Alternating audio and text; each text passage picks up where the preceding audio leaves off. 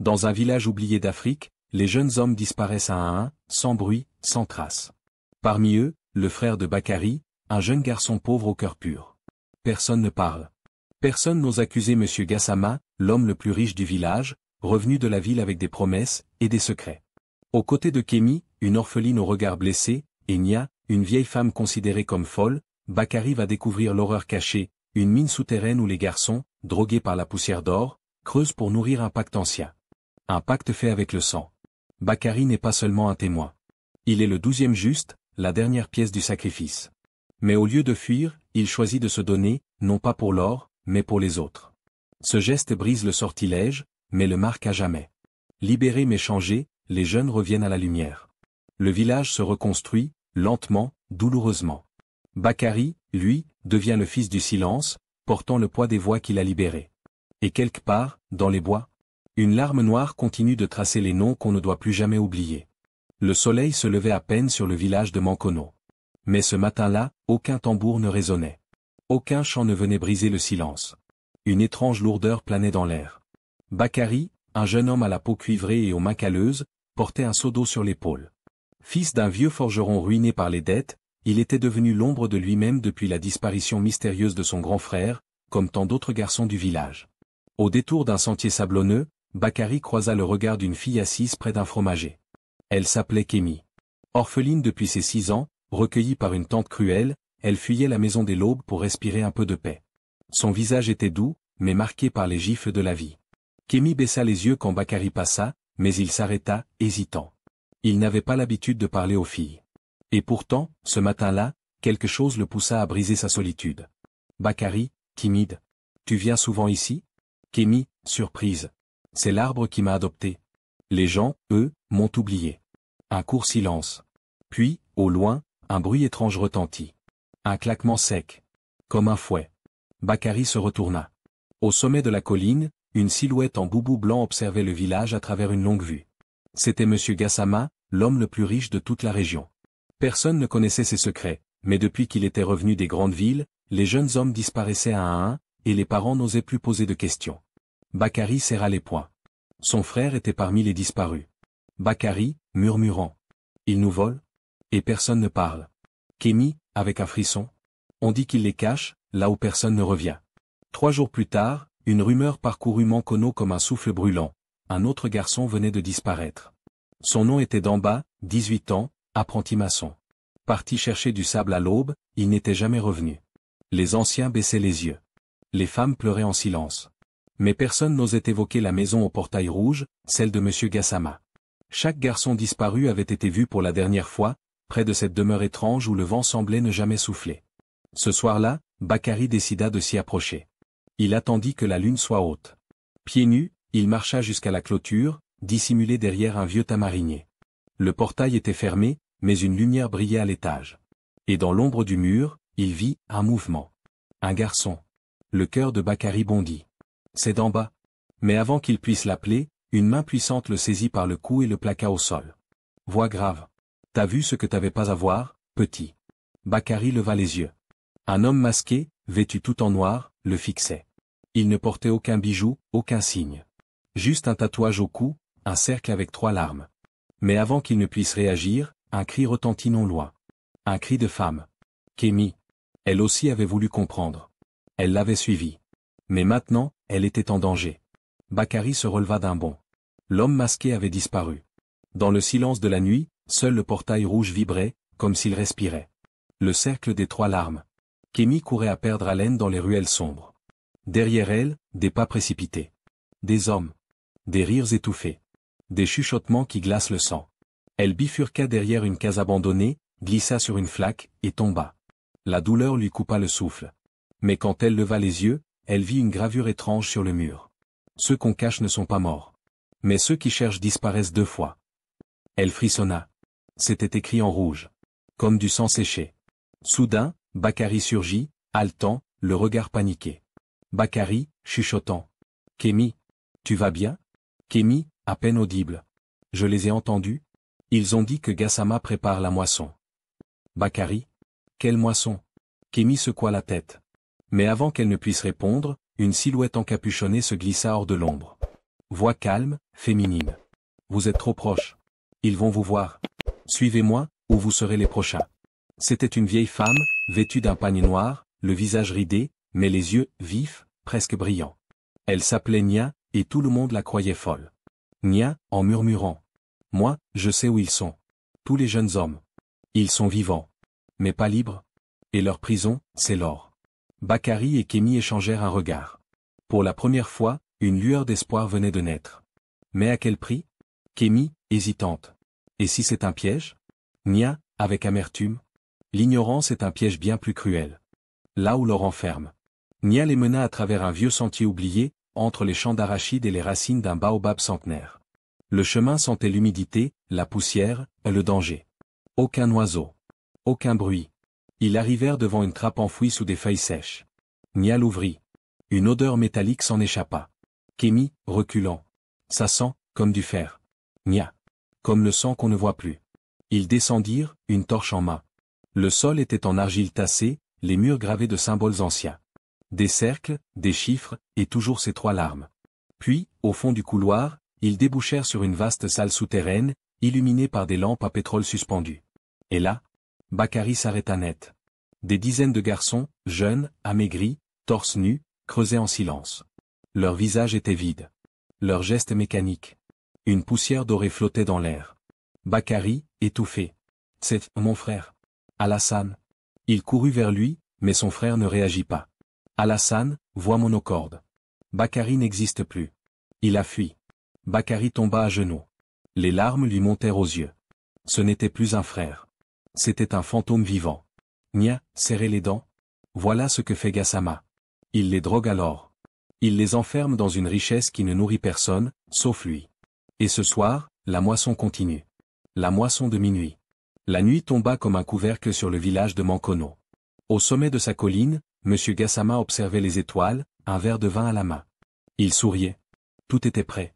Dans la salle souterraine, Nia, Bakary et Kémy s'étaient cachés derrière des sacs de sable. Les jeunes esclaves continuaient de creuser sans relâche, les yeux vides, les mains pleines de poussière dorée. Kémy, chuchotant. Il faut les réveiller, on ne peut pas les laisser là. Nia, froidement.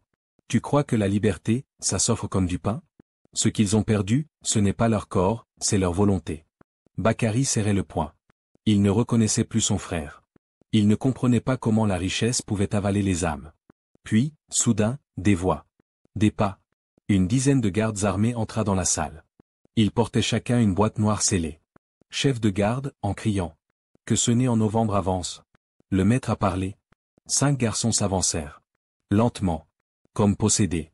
Le chef ouvrit la première boîte, un masque doré, orné de perles et de plumes noires. Il l'enfila sur le premier garçon. Celui-ci s'écroula aussitôt. En convulsion. Kémy, à bout de souffle. Il les sacrifie? Nia, les yeux humides? Non. Pire. Il les transforme. À ce moment précis, l'un des garçons masqués se releva. Lentement. Puis leva la tête. Son regard était éteint. Mais dans son dos, un symbole s'était formé, un cercle rouge avec 3 larmes en feu. Bakary, murmurant. Ce ne sont plus des hommes. Ce sont ces bêtes. Le pacte de la poussière.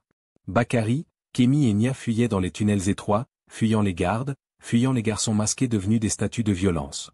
Mais plus ils couraient, plus la mine semblait vivante. Les murs transpiraient. La poussière dorée collait à leur peau. Et dans l'écho des galeries, une voix résonnait. Grave. Hypnotique. Celui qui touche l'or sans l'avoir mérité, oubliera son nom. Ils débouchèrent dans une pièce circulaire. Au centre, un autel sculpté en forme de crâne, et autour, des portraits anciens. Des visages connus. Des disparus du village. Et au sol, un livre. Ancien. Relié en cuir humain. Nia, tremblante. C'est le grimoire du pacte. Celui que Gassama a signé. Pour devenir ce qu'il est. Bakary, octant. Il a vendu les âmes, pour de l'or? Nia. Pas seulement. Il a offert la jeunesse du village, pour devenir immortel, tant que personne ne brise le pacte. Kémy s'approcha du livre. Elle lut à haute voix. Pour que l'or coule sans fin, il faut le sang du 12e juste. Un silence. Puis les 3 se regardèrent. Il manquait une pièce. Un élément. Kémy, à voix basse. 12e juste? Ça veut dire qu'il a déjà pris 11 garçons? Nia, lentement. Et Bakary serait le 12e. Un cri les interrompit. D'en bas, le garçon disparut, venait d'arriver en courant, blessé au bras. Le 12e juste. Damba tituba dans la salle circulaire, le bras en sang. Derrière lui, des cris, des tambours, des palours rapprochaient. L'or semblait vibrer dans les murs. Damba, à Bakary. Ils t'ont désigné. Toi. Le dernier. Le plus pur, le 12e juste. Bakary recula, secoué. Tout s'effondrait. Lui, le fils du forgeron ruiné, sans nom ni richesse, était devenu une clé? Une offrande? Bakary, furieux. Je ne suis la solution de personne.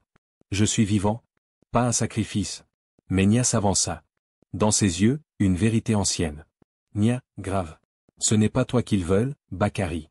C'est ton choix. S'ils te prennent, le pacte continue. Mais si tu te donnes toi-même, le pacte est brisé.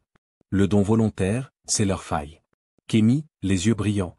Tu veux dire qu'il peut les libérer tous, en se livrant? Nia, doucement. Ou les condamner tous, en fuyant. Les tambours s'approchaient. Un grondement monta dans les souterrains. Une poussière épaisse. Les gardes étaient là. Bakary regarda son frère, toujours esclave. Il regarda Kémy, debout, prêt à se battre. Et enfin, il regarda Nia, l'âme des anciens. Puis, il avança vers l'autel. Lentement. En silence. Il posa la main sur le grimoire. Bakary, d'une voix posée. Si c'est moi, alors je choisis. Je me donne. Mais pas pour l'or. Pour eux. Un éclair d'or jaillit du sol. Un cri venu d'ailleurs. Les murs tremblèrent. Et au loin, Monsieur Gassama hurla. D'en bas, haletant. Ils viennent. Ils savent que vous êtes ici. La chute du maître. Tout tremblait. Les gardes masqués s'effondrèrent un à un, comme des statues d'argile qui se fissuraient de l'intérieur. Leurs masques se brisèrent, révélant les visages amaigris des garçons du village. Le pacte venait d'être rompu. Au sommet de la colline, dans sa demeure au mur d'ivoire, Monsieur Gassama hurla. Il sentit son corps se flétrir. Sa jeunesse, volée aux autres, quittait son sang. Il regarda ses mains, elles devenaient vieilles, ridées, tremblantes. Gassama, râlant. Non. Je suis le maître. J'ai tout donné. Mais dans la pièce, les portraits accrochés au mur prirent feu, un par un. Les visages des garçons sacrifiés le fixaient. Puis, un miroir explosa. Et dans le reflet de ses propres cendres, Gassama vit Bakary. Debout. Entouré des autres jeunes désormais libres. Son frère Alassane retrouvait peu à peu ses esprits. Kémy pleurait de soulagement. Mais Bakary n'était plus le même. Le grimoire avait marqué sa paume d'un sceau, une larme inversée, noire. Il n'était pas mort. Mais une partie de lui avait été donnée. Offerte. Nia, ému. Ce qui t'a sauvé, t'a aussi marqué. Tu es libre, Bakary. Mais pas innocent. Bakary s'approcha de son frère.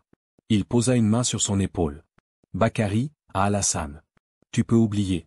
Moi, je vais me souvenir pour deux. Au loin, la maison au portail rouge s'effondra dans un nuage de cendres. L'après du silence. Le soleil se leva sur un village qui n'avait pas dormi. Mankono respirait lentement, comme après un cauchemar. La poussière d'or avait cessé de flotter. Les tambours avaient repris, mais ils battaient à un rythme lent, presque funèbre. Les garçons d'autrefois emprisonnés dans la mine reprenaient contact avec la vie. Certains retrouvaient leur famille. D'autres n'avaient plus personne à retrouver. Kémy, elle, restait aux côtés de Bakary. Elle observait les gestes lents de celui qui avait brisé le pacte, mais qui ne souriait pas. Kémy, doucement. Tu as sauvé le village, Bakary. Tu peux être fier. Bakary, les yeux dans le vide. J'ai donné quelque chose, que je ne pourrai jamais reprendre. Le sceau sur sa paume le brûlait parfois. Il avait l'impression qu'une part de lui était restée enfermée, là-bas, sous terre, avec les cris, les silences, et leurs maudits. Nia, assise sous le baobab, triturait des graines de cola entre ses doigts. Elle observait la place du marché. Un espace vide. Autrefois, c'est là que Gassama s'asseyait, au centre, entouré de louanges. Aujourd'hui, cet espace restait nu. Personne n'osait s'y asseoir. Nia, à voix basse. Il a emporté l'or, mais laissé le vide. Maintenant, il faut remplir. Ce soir-là, une cérémonie fut organisée. Pas pour fêter une victoire. Mais pour honorer les disparus. On accrocha aux arbres des colliers faits de terre cuite. Chacun représentait un nom. Une mémoire. Bakary, en silence, accrocha le sien. Il n'écrivit rien dessus. Juste, un point noir. Une marque. Le fils du silence. Des mois passèrent. Le village de Mankono avait changé, mais pas comme on l'espérait. Il n'y avait plus d'or, plus de disparition, plus de maîtres. Mais il n'y avait pas non plus de joie. Juste une forme de calme, comme une mer après la tempête. Bakary, lui, avait quitté la forge. Il errait parfois dans les champs, ou s'asseyait seul au bord du fleuve. Il ne parlait plus beaucoup. Les enfants du village l'appelaient « le fils du silence ». Un matin, alors que le ciel était chargé de brume, Kémy vint le trouver avec une boîte de bois. « Kémy, doucement. C'est pour toi. Je l'ai fabriqué, avec ce qui restait de la porte rouge. » Bakary ouvrit. À l'intérieur, un petit masque. Pas doré. En argile brute. Sans ornement. Juste, humain. « Kémy, tu as donné ton âme. Il est temps de lui donner un visage. » Bakary prit le masque. Ses mains tremblaient. Bakary, à voix basse. « J'ai eu peur que le silence me mange. Mais c'est lui qui m'a gardé en vie. » Il se leva, regarda l'horizon, puis sourit, pour la première fois. Une larme coula sur sa joue, silencieuse, simple, juste. Ce soir-là, autour du feu, il raconta l'histoire. Pas celle de Gassama. Pas celle de la mine. Mais celle de la promesse qu'un cœur peut faire, quand tout semble perdu, et que le seul trésor à sauver, c'est la mémoire des autres. Des années plus tard, une légende courait dans la région de Mankono. On disait que dans un bois sacré, à l'aube, un homme apparaissait parfois. Il portait un masque en argile et traçait dans la poussière 3 larmes. Les enfants, en cachette, l'appelaient le veilleur aux mains brûlées. Un jour, une équipe d'étrangers arriva avec des caméras, voulant filmer ce qu'ils appelaient les cicatrices de la superstition rurale. Ils n'y trouvèrent que des arbres noueux, des colliers de terre suspendus, et une vieille femme qui leur dit « Vieille femme, avec douceur. Ce que vous cherchez ne se filme pas. Ce que vous cherchez, a donné sa voix pour que d'autres retrouvent la leur. » Et dans une case, soigneusement fermée, ils découvrirent un vieux grimoire. Brûlé sur les bords, mais encore lisible. Sur la dernière page, une seule phrase, manuscrite, presque effacée. Que la pauvreté ne soit jamais une excuse pour l'oubli. Et en bas, une signature illisible, mais au centre, le même sceau que des années plus tôt. Une larme inversée. Noire. Merci d'avoir écouté cette histoire. Si elle a touché quelque chose en vous, si elle a réveillé un souvenir, une émotion, ou simplement un peu d'espoir. Abonnez-vous. Pas seulement pour une vidéo de plus. Mais pour continuer ensemble ce voyage à travers des récits oubliés, des vérités humaines, et des silences qui parlent plus fort que les mots. Votre écoute donne vie à ces histoires. Merci d'en faire partie.